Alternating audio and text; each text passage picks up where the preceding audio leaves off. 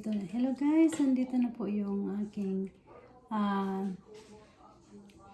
tomato. Yan siya po yung tomato sauce ko. So, rinuto ko lang po yan siya sa sarili niyang wala pong tubig. Yun lang po. Tapos, i-drain ko po siya. Tapos, ilalagay ko siya dito. At saka ilalagay sa freezer. So, meron na po kaming pang winter na ano yan? Pang winter na sauce. Pang sa aking garden. So, guys, yan lang. So, yung sauce niya. Yan lang, ilalagay sa freezer. So, yan siya guys. Napaka-healthy po ito guys kasi organic wala pong spray.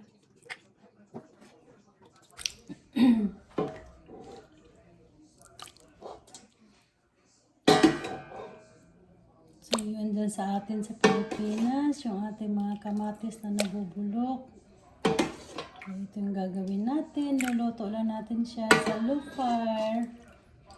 Tapos yun siya guys.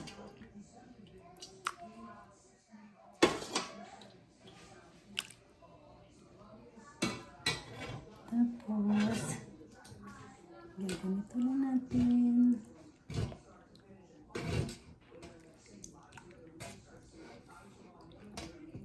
Yung katas na lumabas.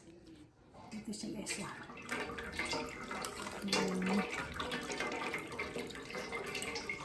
Para lumabas yung katas niya, tatapin ko na itong kanyang mga balat at sa kanyang buto. So, ganito na kadali ito guys.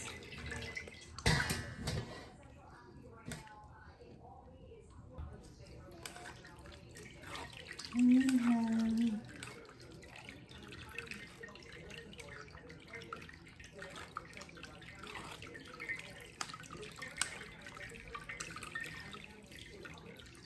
Hanggang matuyo, mag-rain.